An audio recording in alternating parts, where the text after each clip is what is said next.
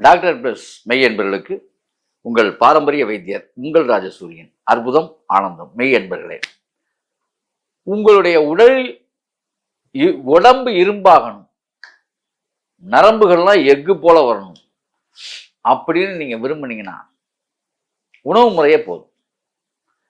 கேழ்வரகுன்னு ஒன்று இருக்கு, அதை போய் கடையில் கேளுங்க. கேழ்வரகை கேட்டு வாங்குங்க. கேழ்வரகை நல்லா கழுவிடணும். முதல்ல கடையில எல்லாம் பவுடர் வாங்கக்கூடாது, நீங்களே தயார் பண்ணி சுத்தம் பண்ணணும். முதல்ல சுத்தம் பண்ணணும், இல்லாட்டி வயிற்றுல பிரச்சனை வந்துடும். கழுவி காய வச்சு அரைக்கணும்.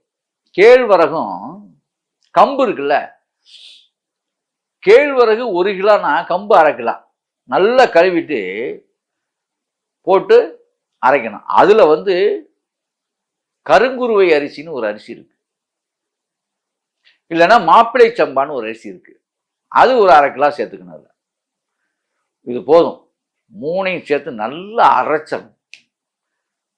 கழுவி காய வச்சு சுத்தம் பண்ணிட்டு அரைக்கணும். அரைச்சி எடுத்து வச்சுக்கிட்டு மாப்பிள்ளை சம்பா, கேழ்வரகு, கம்பு, இந்த 3 தான். கேழ்வரகு மட்டும் 1 கிலோ, மாப்பிள்ளை சம்பா 1/2 கிலோ, கம்பு 1/2 கிலோ போதும். இதை நல்லா கழுவிட்டு நல்லா அரைச்சிருங்க. அரைச்சிட்டு இதை இது நல்லா அரைக்கிறீங்களா?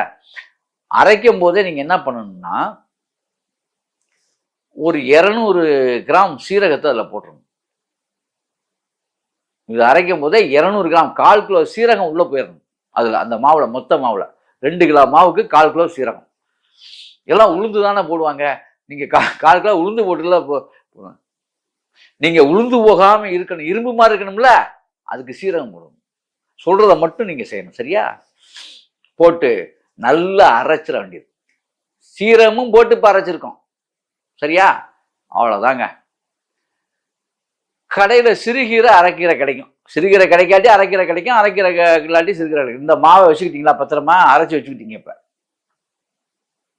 நீங்க ஏங்க மாவாட்டிக்கிட்டு, அது இந்த கணவன் மனைவியை பார்க்க, அதாவது சில பேர் வீட்டுல கணவனும் தோசை சுடுற ஆள் இருக்கான், மனைவியும் தோசை போட்டு கொடுக்குற மாதிரி வீடெல்லாம் இருக்கு. யாரையுமே நம்ம குறை சொல்ல முடியாது. சமத்துவ நிலைகள் இன்னைக்கு வந்துருச்சு, எல்லாரும் செய்யலாம், தப்புல செய்யணும். அப்ப இப்ப யாரையும் எதிர்பார்க்க வேண்டியதில்லை. 2 கரண்டி மாவை போட வேண்டியது. சின்ன வெங்காயத்தை வெட்டி போடணும். அதுல ஒரு 4 வெங்காயத்தை வெட்டி போடணும். 4 வெங்காயத்தை வெட்டி போட்டு தேவையான அளவுக்கு, உங்களுக்கு எத்தனை அடை தோசை தான், இது நைஸாலாம் போட்டுலாம் சாப்பிடவே. முதல்ல தோசைங்கிறத நைஸா சாப்பிடக்கூடாது சார், முதல்ல புரிஞ்சுங்க. நல்ல கல்ல போட்டு, ஒரு மனிதனுடைய உணவு எப்படி இருக்குன்னா பஞ்சு போல இருக்கணும்.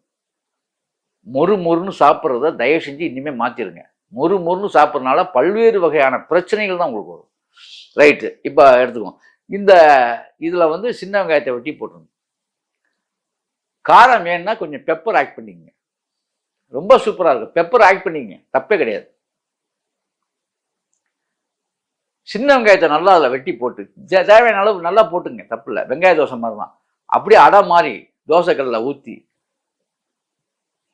சுத்தமான பசுனை வாங்கி வச்சுருங்க. சுகர் கம்ப்ளைண்ட் உள்ளவங்களுக்கு தான் சொல்றேன். சுத்தமான பசுனை நல்லா போட்டு, நெய் 1 ஸ்பூன் 1.5 ஸ்பூன் நெய்யை போட்டு நல்லா 2 பக்கம் போட்டு எடுத்து வேக விட்டு, ஒரு 2 அடை தோசை நல்ல நிறைய வெங்காயம் போட்டு, நல்லா அது பிடிக்கிற அளவுக்கு வெங்காயத்தை போட்டு, சின்ன வெங்காயம் தான், பெரிய வெங்காயம் பயன்படுத்தவே கூடாது, பிளாக் நோய் வரும். சின்ன வெங்காயம் பயன்படுத்திங்கன்னா ஆண்மைக்கும் உறுப்புகளுக்கும் இரத்த ஓட்டத்துக்கும் இளமை பொலிவுக்கும் ஏற்றது சின்ன வெங்காயம் மட்டும்தான். உங்களுடைய லங்ஸ் பாதிப்பெல்லாம் தூக்கிறோம், சளிகளை தூக்கிறோம். சின்ன வெங்காயத்துல அதி அற்புதமான மருத்துவ பயன் உள்ளது. சொல்றதை மட்டும் செய்யுங்க. இப்ப போட்டு இந்த தோசையை போட்டுட்டு, இதுக்கு எதுவுமே தேவையில்லை, வெறுமனே 2 தோசையை நீங்க சாப்பிட்டுருங்க, அவ்வளவு சுவையா இருக்கும். காலையும் மாலையும் தொடர்ந்து இதை மட்டும் மத்தியானத்துல என்ன வேணா சாப்பிட்டுங்க. இதுல பனங்கள் கண்டு இனிப்பு வேணுங்கிறவங்க பனங்கள் கண்டு வச்சு நல்லா முறுக்கு தின்னுங்க. இனிப்பு வேணும்னா வேணாட்டி விட்டுருங்க. இந்த சட்னி ஆட்டிக்கணுமா ஆட்டிக்குங்க, பொட்டுக்கடலை சட்னி ஆட்டிக்குங்க, அவ்வளவு சுவையா இருக்கும், அதி அற்புதமா இருக்கும். உங்க தோசையெல்லாம் என்ன தோசை, இந்த மாதிரி புளிப்பும் கிடையாது. 10 நாளைக்கு வச்சிருந்து எப்போ வேணாலும் தோசையை போட்டுக்கலாம், கெட்டும் போகாது. அது மட்டும் இல்லை, தோசைக்கல்ல ஊற்றும் போது கம்ம கம்ம கம்ம கம்மன்னு ஒரு வாசம் இருக்கும், இழுக்கும் உங்களை. அது நெய்யை மிக்ஸ் பண்ணிட்டீங்கன்னா பக்கத்து வீட்டு வந்து கேட்க ஆரம்பிச்சிடுவான், இல்லைங்க புதுசா ஏதோ நீங்க பலகாரம் போடுறீங்க. இதோட நீங்க பழகி பார்த்துட்டீங்கன்னா விலகவே முடியாது சார். எப்படா வீட்டுக்கு போவோம், வேலையை விட்டு வீட்டுக்கு போவோம், அந்த 2 தோசையை போட்டு சாப்பிடுவோம்னே நினப்பு இருக்கும். இதை சாப்பிட சாப்பிட என்ன ஆகி போயிடும், 30 நாளில் எக்ஸசைஸே தேவையில்லை, இதெல்லாம் தொட்டு பார்த்தீங்கன்னா கல் மாதிரி ஆயிரும் உடம்பு, அப்படி ஸ்ட்ராங் ஆயிரும். கொலஸ்ட்ரால் இருக்குதா உங்களுக்கு, பிபி இருக்கா, சுகர் இருக்கா, வாத நோய் இருக்கா, ஆஸ்துமா இருக்கா, எல்லா நோய்க்காரர்களும் விடாம நான் சொன்ன மாதிரி இதை சாப்பிட்டா தீர்ந்து போயிடும். நோய் தோசை மாவும் தீர்ந்து போயிடும், அதே மாதிரி நோயும் தீர்ந்து போயிடும். எல்லா நோய்க்காரனும் சாப்பிடலாம் அதை. சார் இதனால சைடு எஃபெக்ட் நீங்க சாப்பிட்ற மாத்திரைகள் தான் சார் இருக்கு, இதுல கிடையாது.